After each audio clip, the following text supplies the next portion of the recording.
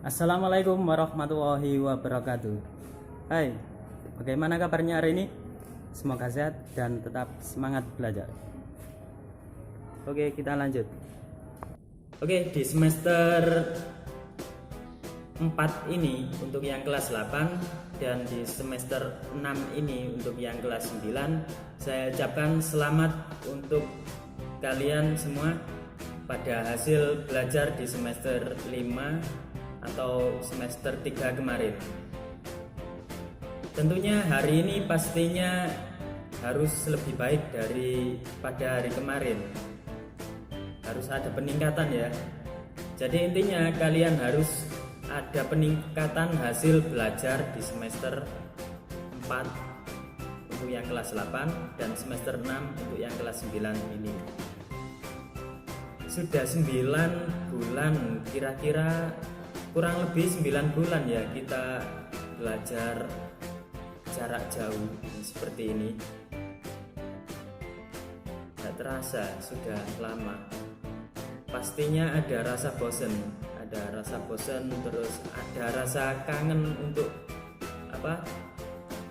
berjumpa dengan teman-teman. Rasa kangen jumpa dengan guru-guru atau lingkungan sekolahnya. Nah, pastinya ada rasa kayak gitu. Oke, ada kata bijak dari Bapak Ki Hajar Dewantara. Nah, beliau mengemukakan bahwa setiap orang menjadi guru dan setiap rumah menjadi sekolah.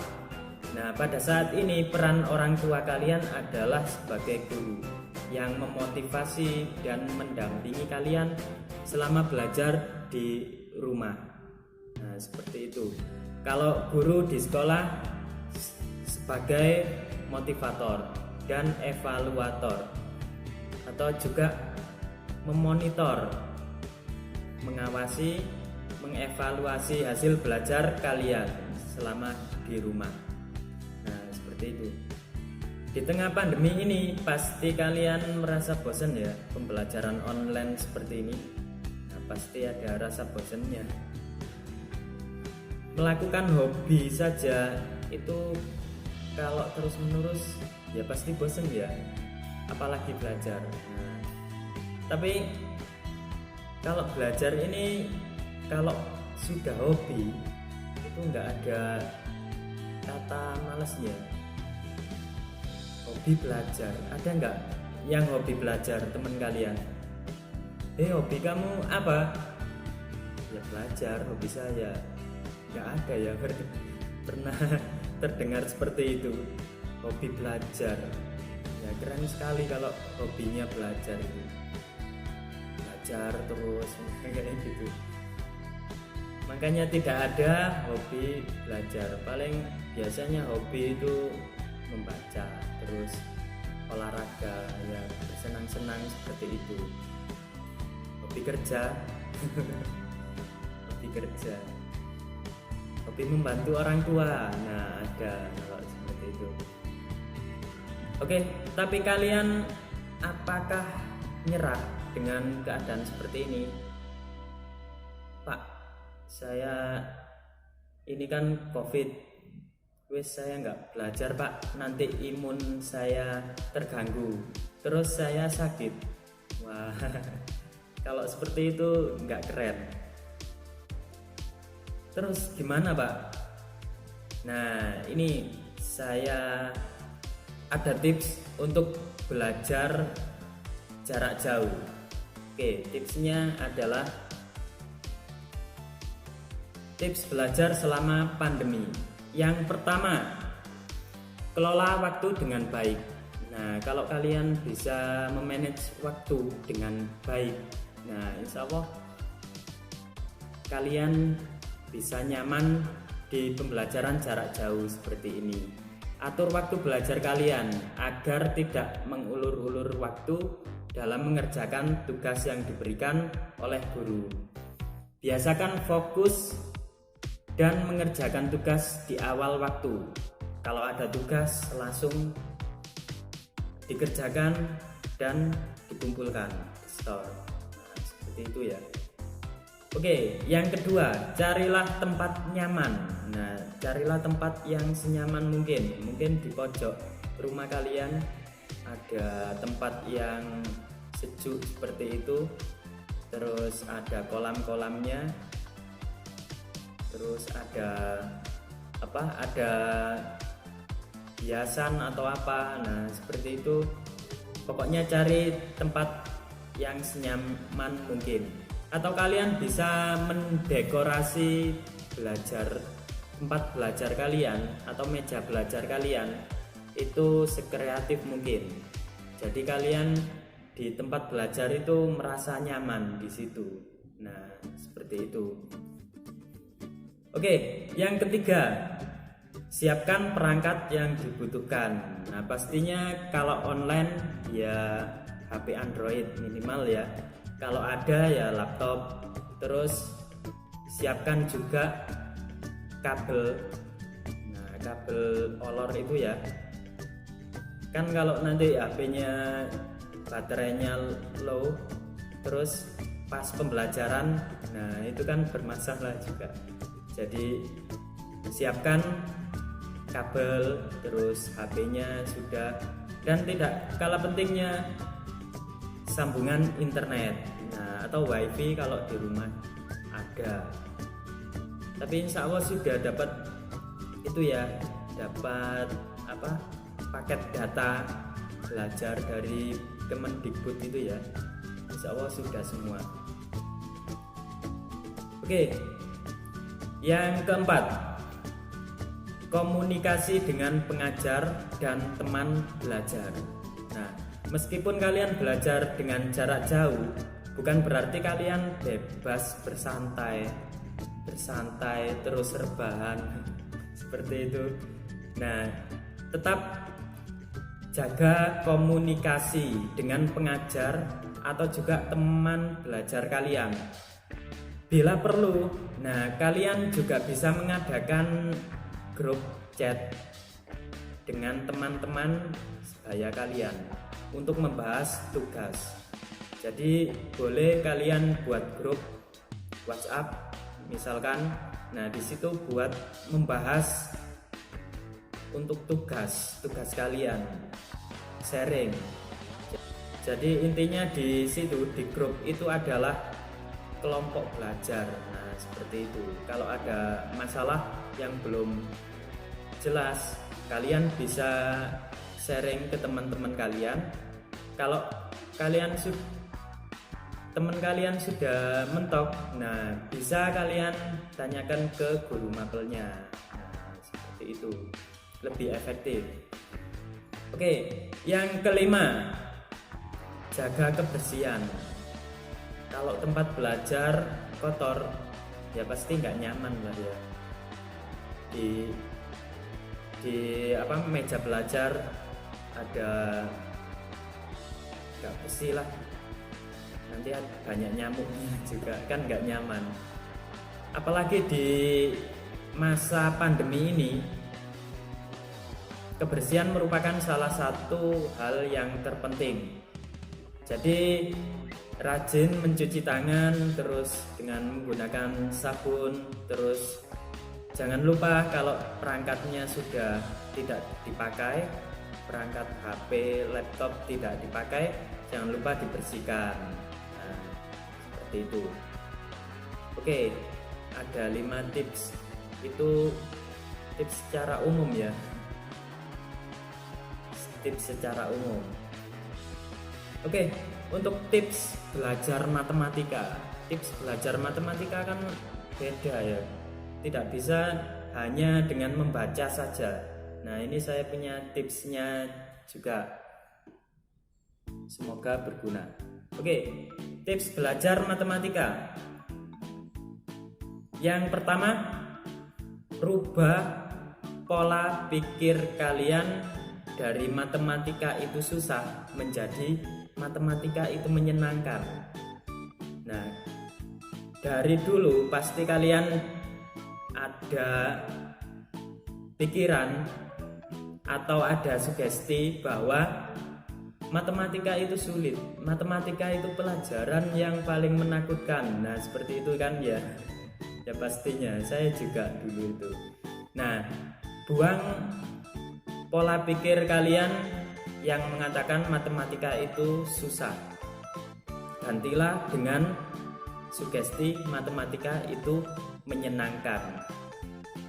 Kalau kalian masih mempunyai pola pikir kalau matematika itu susah, nah nanti turun temurun kalau kalian punya adik, wah itu matematika itu susah, nah seperti itu, maka adik kalian juga merasa tersugesti, wah matematika itu memang susah ya. Nah padahal kalau dipelajari kan menyenangkan.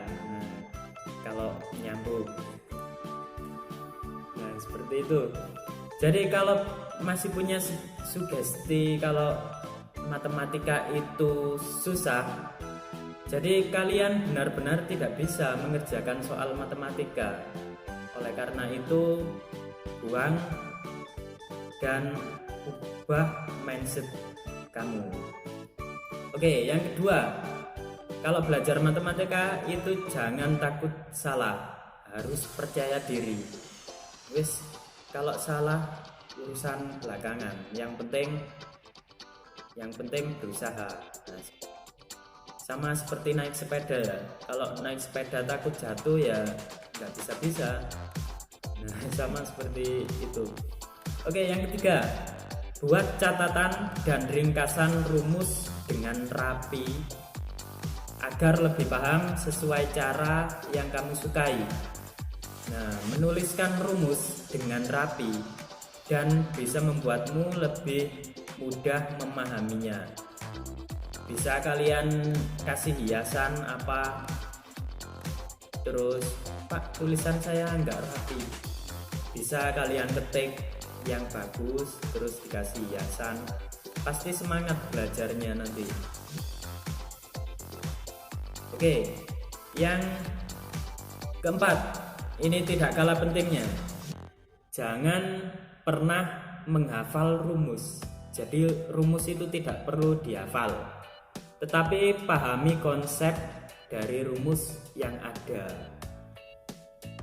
Jadi kalau konsep, kita paham konsep, jadi soal apa saja yang muncul kita bisa mengerjakan.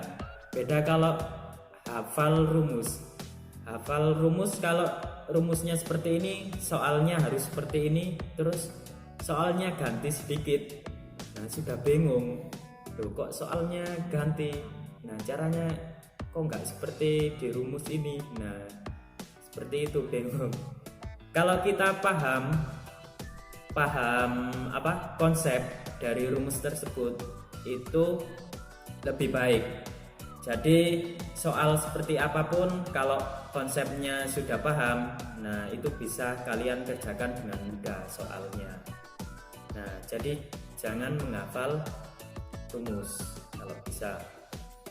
Kamu nggak bisa selalu mengingat begitu banyak rumus, apalagi dalam jangka waktu yang panjang. Nah, pasti ada lupanya. Pasti ada lupanya. Tapi kalau paham konsep, insya Allah tidak lupa. Jadi seperti itu bedanya. Yang nomor 5, mengerjakan latihan soal bersama dengan teman yang pintar matematika. Nah, carilah teman yang pintar matematika, terus kalian ajaklah belajar bareng. Nah, seperti itu. Terus kalau ada masalah, ada pertanyaan, ada yang materi yang belum kalian pahami, bisa kalian tanyakan ke teman kalian yang pintar matematika itu. Kadang kalian kan lebih suka dijelaskan dengan teman kalian sendiri daripada gurunya. Nah, seperti itu juga ada kan ya. Jadi kalian cari teman yang pintar matematika, terus ajak untuk berdiskusi. Nah, seperti itu. Yang nomor 6, sering berlatih mengerjakan soal. Nah, Kalau matematika itu dibaca saja, nah itu tidak bisa. Didengarkan saja itu juga tidak bisa. Apalagi tidak mendengar, hanya membaca saja itu tidak bisa. Hanya ya bisa sih, hanya orang yang jenius, tapi ya sedikit. Nah, yang kayak gitu. Jadi sering berlatih mengerjakan soal. Jadi kalau ada contoh soal, nah kalian pahami, terus kalian tulis lagi, tidak dengan melihat buku. Jadi kalau sudah agak lancar, cari soal lain yang mirip soal yang kalian kerjakan tadi. Seperti itu seterusnya, dan meningkat ke tingkat yang lebih susah terus dan seterusnya. Nah, mungkin seperti itu. Sering berlatih mengerjakan soal. Jadi siapkan kertas oret-oretan itu ya, yang banyak, nggak apa-apa, nggak masalah. Oke, yang ketujuh, jangan malu bertanya kepada guru atau teman sebaya yang kamu anggap mampu dalam matematika. Nah, ini dari dulu sampai sekarang ya. Jangan malu bertanya. Kalau malu bertanya, sesat di jalan. Nah, seperti itu. Biasanya kalau kalian ditanya, mengerti nak? Diam saja ya. Diam itu banyak itu pertanyaan. Diam itu paham atau tidak paham sama sekali, atau cuek, tidak mendengarkan. Nah, seperti itu kan banyak. Oke, itu tips untuk belajar matematika menurut saya, dan menurut mungkin di Google ya seperti itu. Oke, media pembelajaran yang akan kita pakai pada pembelajaran matematika di semester 2 kok di semester 2, di semester 4 untuk kelas 8 dan semester 6 untuk kelas 9 ini adalah yang pertama WhatsApp. Nah, tetap kita memakai WhatsApp untuk apa? Pusatnya, pusat aplikasi, terus pusat koordinasinya dari WhatsApp. Yang kedua, Google Classroom. Google Classroom sudah punya semua ya, insya Allah. Yang ketiga, Google Form. Nah, Google Form ini bisa digabung di Google Classroom. Sudah mengerti kalian ya. Yang keempat, Google Meet. Google Meet itu untuk tatap muka. Kok tatap muka? Kalau tatap muka kan secara langsung ya. Video call, kayak video call gitu ya. Apa namanya? Tatap layar HP. Tatap layar HP. Ya pokoknya kayak video call itu ya. Nah, seperti itu secara ramai, secara grup. Nah, itu Google Meet. Oke. Yang kelima, YouTube. Jadi nanti ada berupa video diupload di YouTube, terus ditaruh di Google Form, ditaruh di Google Classroom, atau juga Facebook. Yang berteman dengan saya bisa kalian cermati materinya. Oke, itu ada 6 aplikasi yang digunakan sementara ini, dan kita masih mencari aplikasi yang paling efektif, aplikasi yang mudah digunakan, dan sementara ini kita memakai 6 aplikasi itu. Nah, oke. Sumber belajar yang digunakan apa saja? Nah, yang pertama buku paket matematika kelas 8 dan 9 ya. Kurikulum K13 ya. Nah, ini untuk yang kelas 8. Ini yang kelas 8 ya. semester 2.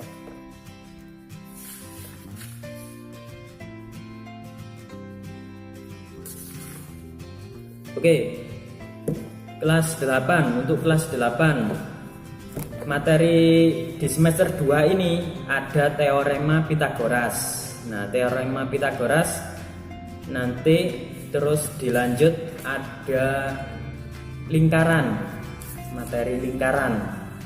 Terus ada bangun ruang sisi datar, ada statistika, ada peluang. Sudah. Oke, ada materi yang ketinggalan kemarin di semester 3. Di semester yang kemarin itu yang belum itu sistem persamaan linear 2 variabel. Jadi materi sistem persamaan linear 2 variabel ini akan saya sampaikan di semester 4 ini. Jadi aslinya SPLDV ini masuk ke semester 3 karena berhubung waktunya kurang ya. Kalau di rencananya sudah pas, tapi di pelaksanaannya belum. Jadi saya sampaikan di semester 2 ini. Mudah-mudahan tuntas. Oke. Jadi nanti materi pertama, sistem persamaan linear 2 variabel. Jangan lupa dipelajari terlebih dahulu. Di buku paket ini K13, kurikulum K13. Untuk lembar kerjanya, untuk LKS-nya, nah ini seperti ini ya. Dari Tezar Arnenda. Nah, ini ada modul pengayaannya juga. Nah, seperti ini. Namanya juga LKS ya. Nah, jangan berharap banyak materi yang dijelaskan di buku ini, karena LKS itu lembar kerja siswa.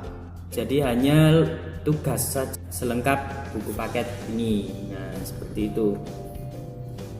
Oke, yang kalian pakai adalah LKS ini, semester 2, kelas 8. Oke, untuk yang kelas 9, buku paket yang ini ya, matematika edisi revisi 2018 K13 kelas 9. Nah, ini. Jadi di buku paket yang ini semester 5 dan 6 itu jadi 1. Jadi buku paket ini sudah mencakup pembelajaran selama setahun. Jadi selama 1 tahun. Oke, kita buka buku paketnya. Bentuk akar itu sudah di semester bentuk akar itu sudah di semester 5 kemarin ya. Persamaan dan fungsi kuadrat sudah, transformasi sudah, kekongruenan dan kesebangunan sudah. Yang di YouTube itu yang mengukur itu ya, tinggi monumen dengan menggunakan HP, penggaris dan tongkat. Nah, itu sudah. Nah, ini di semester 6 ini hanya 1 bab saja, bangun ruang sisi lengkung.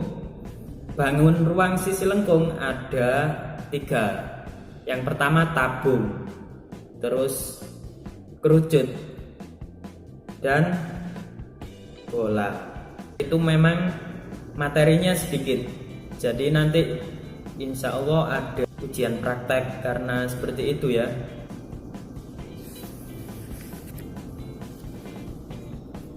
Oke, itu saja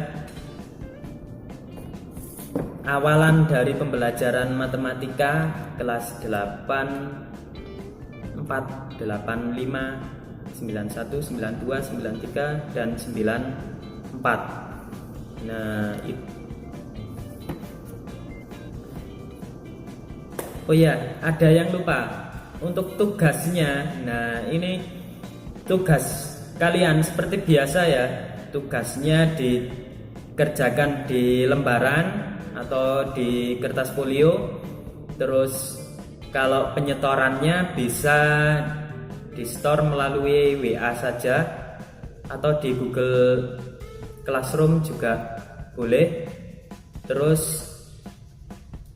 nanti dibuat portofolio, karena nanti dibuat portofolio, jadi kalian tulis yang bagus di kertas folio atau buku tulis tidak apa-apa. Terus nanti difoto seperti biasa ya, dikirim ke WA saya atau di Google Classroom. Dan juga tugas proyek kalau memungkinkan. Nah, seperti itu. Oke, terima kasih. Itu saja awalan dari pembelajaran matematika untuk hari ini. Semoga tidak bosan dengan saya. Khususnya tidak bosan belajar matematika.